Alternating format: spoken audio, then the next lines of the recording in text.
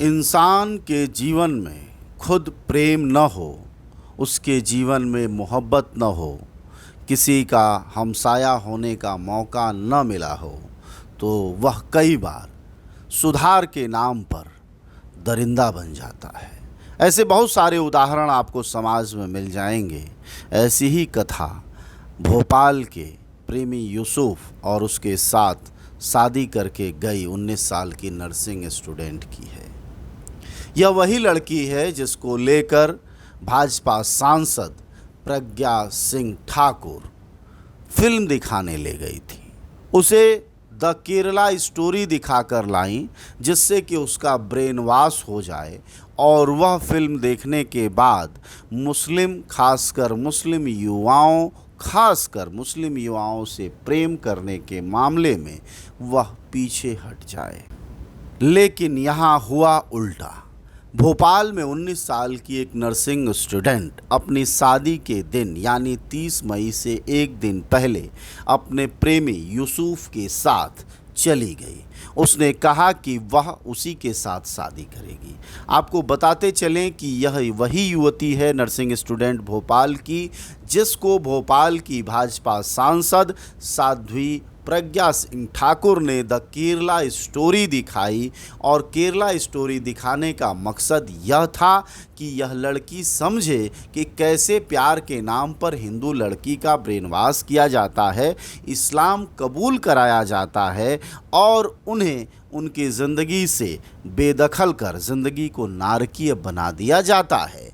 पर यह सच शुरू में भी नहीं था जब यह फिल्म आई, और अब भी नहीं है, क्योंकि अच्छे और बुरे लोग हर समाज, हर क्षेत्र, हर देश में पाए जाते हैं।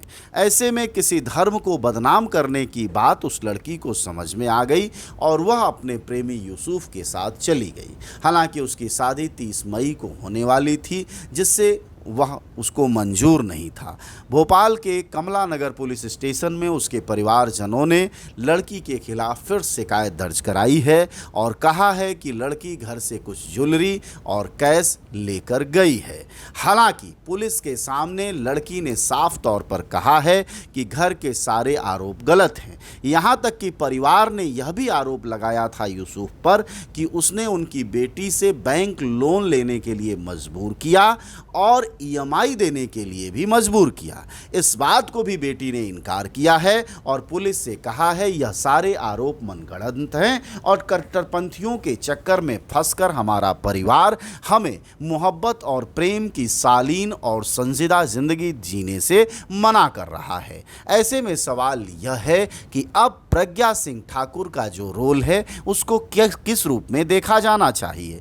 दूसरा सवाल यह भी है कि भाजपा की महिला सांसद साध्वी प्रज्ञा सिंह ठाकुर की बात आखिरकार हिंदू लड़की को नागवार क्यों गुजरी, क्यों लगा कि यह महिला सिर्फ कट्टरपंथ फैला रही है। जाहिर तौर पर इसका रिश्ता साध्वी प्रज्ञा सिंह के आतंकवादी होने के आरोप से भी होगा। आप सबको पता होगा कि प्रज्ञा सिंह ठाकुर भाजपा की सांसद बनने से पहले एक आतंकवादी रही हैं। उन पर बम धमाकों के आरोप हैं और समाज में आतंक फैलाने का आरोप है।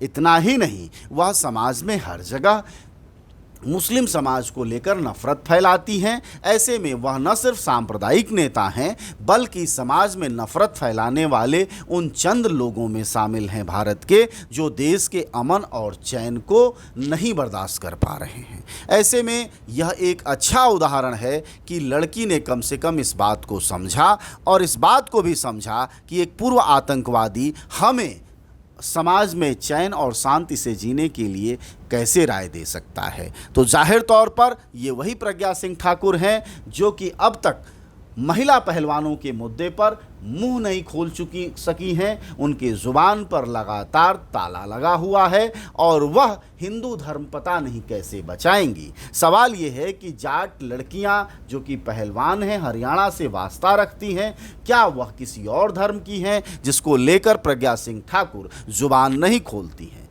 ज़्यादा अच्छा होता अगर इस राय को कोई उन तक पहुंचा पाए तो ज़रूर पहुंचा दे कि वह शादी की जिंदगी में दखल देने की जगह एक तो खुद के घर बसाने का भी प्रयास करें और दूसरा समाज में बेवजह जहर ना फैलाएं। और अगर कोई संघर्ष, कोई मुकाम हासिल करना है तो पहलवान बेटियों के साथ खड़ी हों और बृजभूषण शरण सिंह, जो कि उन्हीं की तरह उनकी ही पार्टी का सांसद है, उसको जेल भिजवाने, सजा दिलाने में महिला पहलवानों के साथ नारा बुलंद करें। तब जाकर किसी को लगेगा कि वह एक अच्छी साध्वी हैं, आतंकवादी नहीं है, और दूसरी बड़ी बात कि वह नफरत की सौदागर की चेलिन नहीं है।